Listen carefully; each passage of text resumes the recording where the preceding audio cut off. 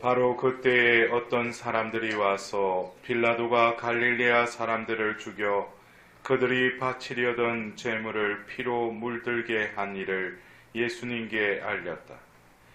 그러자 예수님께서 그들에게 이르셨다. 너희는 그 갈릴레아 사람들이 그러한 변을 당하였다고 해서 다른 모든 갈릴레아 사람보다 더 큰 죄인이라고 생각하느냐? 아니다. 내가 너희에게 말한다. 너희도 회개하지 않으면 모두 그처럼 멸망할 것이다. 또 실로암에 있던 탑이 무너지면서 깔려 죽은 그 18사람, 너희는 그들이 예루살렘에 사는 다른 모든 사람보다 더 큰 잘못을 하였다고 생각하느냐? 아니다. 내가 너희에게 말한다. 너희도 회개하지 않으면 모두 그렇게 멸망할 것이다. 예수님께서 이러한 비유를 말씀하셨다. 어떤 사람이 자기 포도밭에 무화과 나무 한 그루를 심어 놓았다. 그리고 나중에 가서 그 나무에 열매가 달렸나 하고 찾아보았지만 하나도 찾지 못하였다. 그래서 포도집 재배인에게 일렀다.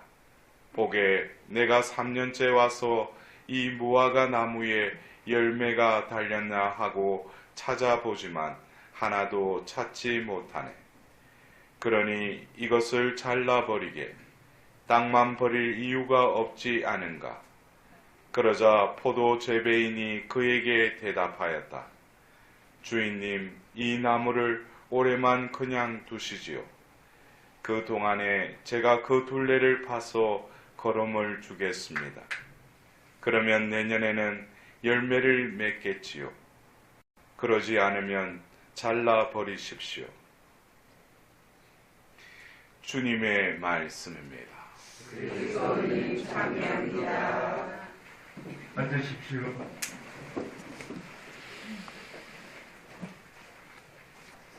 제 수요일로 시작한 이 사순시기가 이제 반환점을 도는 어떤, 우리가 마라톤을 할 때 보통 일직선상으로 그 코스를 정하기도 하지만 보통 이렇게 반환점을 해서 원래 시작한 라인이 스타트 라인이지만 또 피니시 라인이 되는 경우도 있죠. 그렇죠?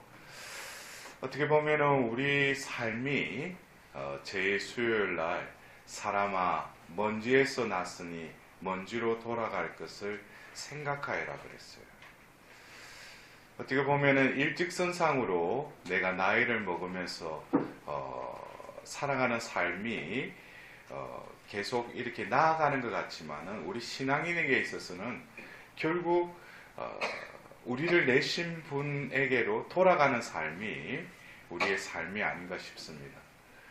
그래서 우리가 지금 지내고 있는 이 사순 시기도 결국 이 교회에서는 1년의 이 전례력 가운데 이 상반기 때 이 사순 시기를 통해서 주님의 죽음을 묵상하게끔 합니다. 그리고 이 해를 마무리하는 그 마지막 달에 위령성호를 해서 우리는 연옥 영혼들을 위해서 기도하기도 하지만 내 죽음에 대해서 다시금 바라보게끔 배려하고 있죠.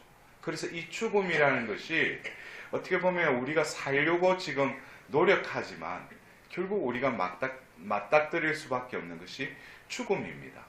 그래서 우리가 사는 것은 어떤 면에서 잘 죽는 것을 준비하는 것이 또 다른 삶이라는 것을 우리는 깨달아야 할 것입니다.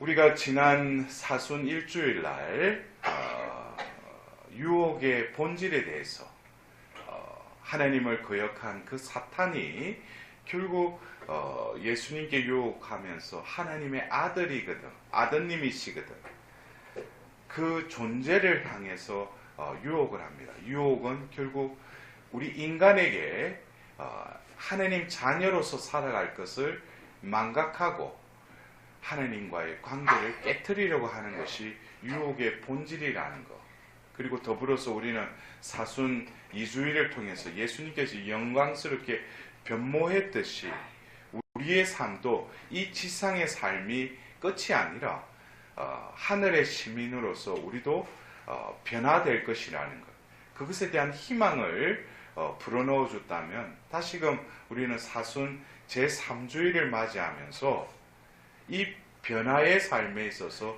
주체는 내가 아니라 하느님이라는 거예요. 여러분들 그래요. 오늘 그 회개하지 않으면 멸망할 것이다. 예수님이 그 시대에 있었던 두 사건을 두면서 그렇게 말씀하십니다. 이었고 예수님께서는 비유에 말씀하시죠. 무화과 나무의 비유.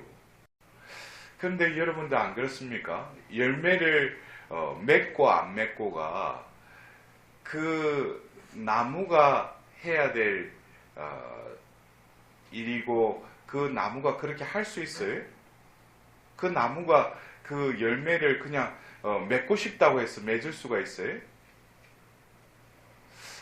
어떤 면에서는 그 나무는 그냥 그 씨로부터 그냥 땅에 심겨졌을 뿐이고, 결국 거기에 영양분을 물을, 공기를, 또 토양의 그 비옥함을 통해서 그냥 때가 되면 어떻게 해요?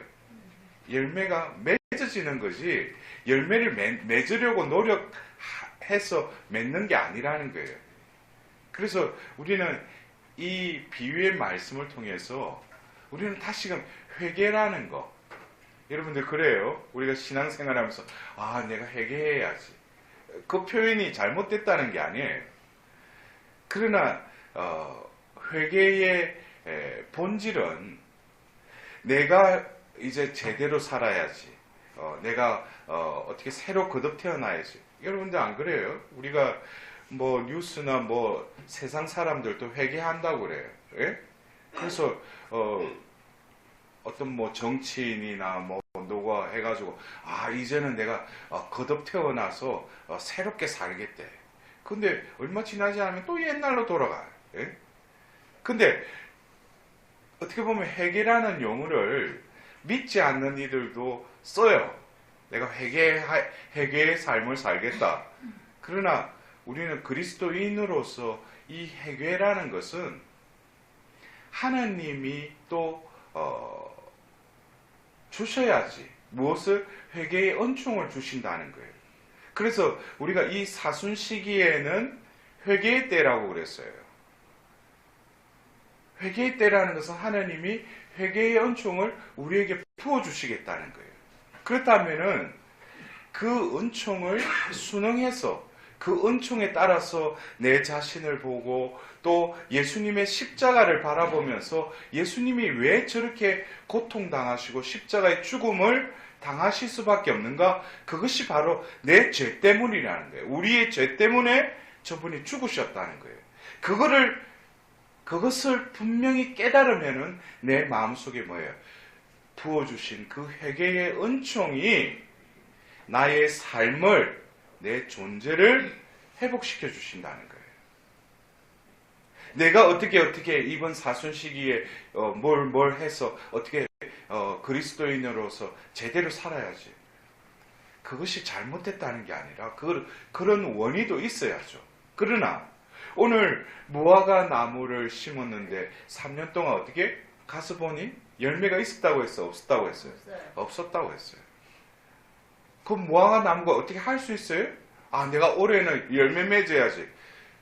그 포도 재배인이 또 뭐예요? 걸음을 또 주겠다고 그랬어요. 이것은 어떤 면에서 우리의 삶이 진정으로 그 회개의 삶으로 변화되기 위해서는 내가 눈으로 보이는 어떤 열매처럼 내 삶의 주변거리를 볼 것이 아니라 궁극적으로 내 존재를 바라봐야 된다는 거예요. 오늘 그 모세를 하나님께서 부르시죠.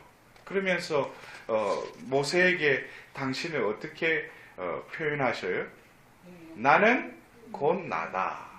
나는 있는 나다. 라고 이야기하셔요. 하나님이 나는 하나님이다 이렇게 표현하시고 나는 있는 나다 그랬어요. 이 말씀에 어떤 여러 가지 의미가 있지만 나가 그 중심이라는 거예요. 결국 우리가 살면서 사탄이 그 창세기 3장에 결코 죽지 않는다라고 유혹이 시작되면서 결국 그 유혹의 목적은 뭡니까? 너희가 눈이 열리면은 너희가 하나님처럼 되어서 원래 아담과 하와가 창조된 그 상태는 나는 있는 나라라는 또 다른 나로 창조되었다는 거예요. 그러나 죄로 인해서 어떻게 돼요? 그 관계를 허털어 버려요. 그리고 그 나를 뭐예요? 나에게로 주입시켜요. 그리고 또 뭐예요? 있는 나인 그 존재는 바로 하나님밖에 없고 모든 만물은 그 있는 나로부터 유출되었는데 인간은 뭐예요? 그 나로부터 빠져나와서 내가 나인 줄 알아요. 이게 죄의 실상입니다. 내가 뭐예요? 하나님처럼 살아간다는 거예요. 그러니까 뭡니까? 내가 생각하고 마음 먹고 계획 세우고 내 뜻대로 뭐예요? 그것을 행한다는 거예요. 원래 내 존재되면 어떻게 해요? 내가 어떤 생각이 떠오르고 마음에 뭔가가 떠오르면 하나님께 가서 하나님께 주님 이게 하나님 당신 뜻입니까? 라고 물어봐야 하는 것이 원래 있는 나로부터 파생된 나라는 존재인데 죄로 인해서 뭐예요? 내가 하나님처럼 살아가는 거예요. 그래서 뭐라고 그래요? 선과 악도 내가 다 이것이 선하다 악하다라는 것도 뭐예요? 내가 다 판단을 다 해버리죠. 결국 하나님께서는 오늘 그 제2독서의 고린도 1서의 말씀을 통해서 구약의 그 광야의 삶을 본보기로 보여줬다고 그랬어요. 이 광야는 어떻게 보면은 우리가 신앙인으로서 살아가고 있는 이 세상은 또 다른 광야이죠. 영적으로.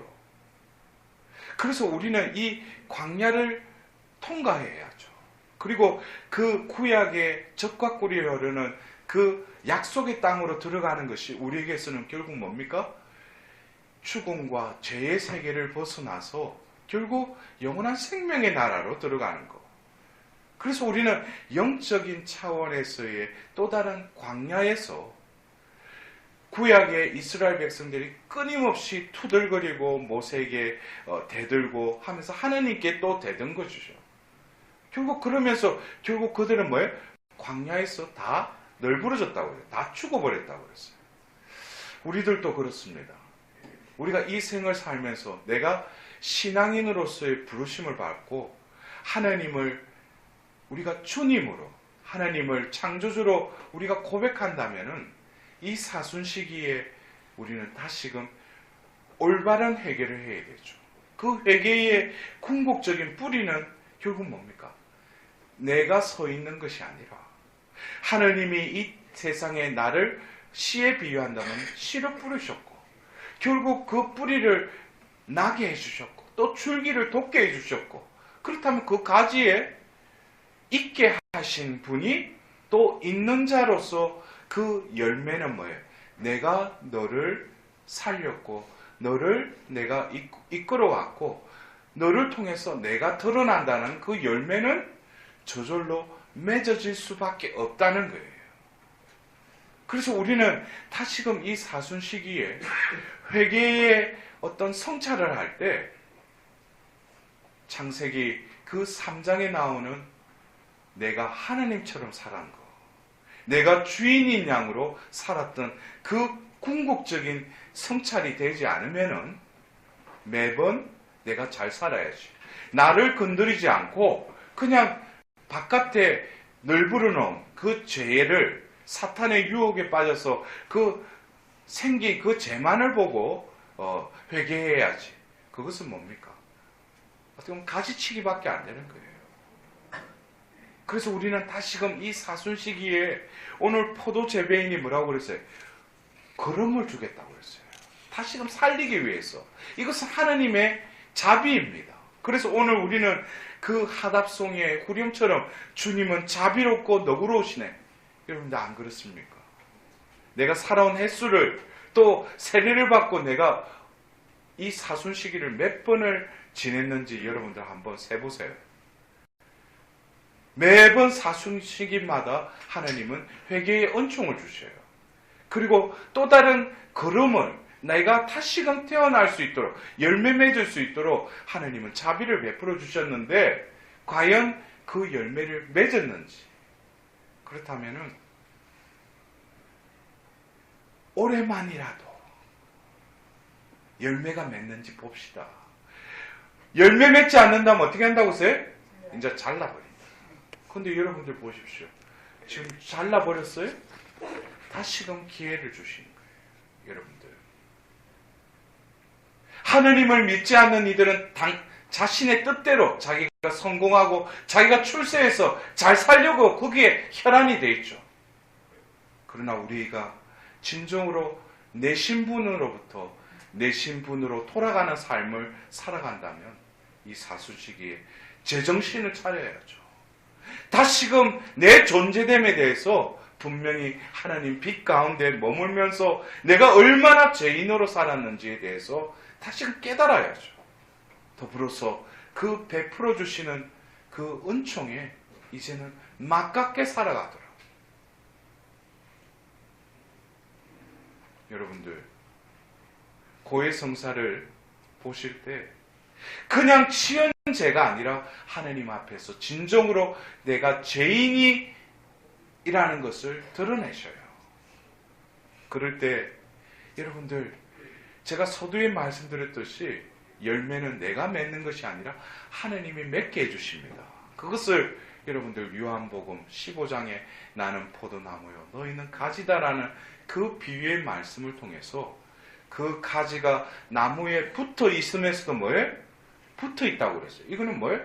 내가 신자라고 그리스도인이라고 하면서 열매 맺지 않는 가지는 어떻게 다 잘라버리겠다고 그랬어요.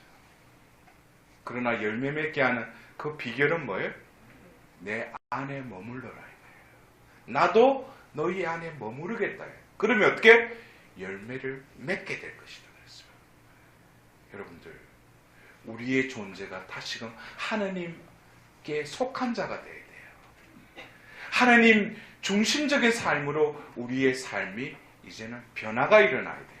내가 변화하는 것이 아니라 하나님께서 변화의 주체라는 것, 이것을 분명히 깨닫고 이제 사순 3주일 변화를 시키시려고 하시는 그 하나님의 그 움직임에 우리의 존재를 내어 맡기고 진정으로 이 사순 시기가 새롭게 하나님 안에서 하나님의 힘으로 변화될 수 있는 은총의 시간이 될 수 있도록 다시금 하나님께 자비를 구하도록 합시다.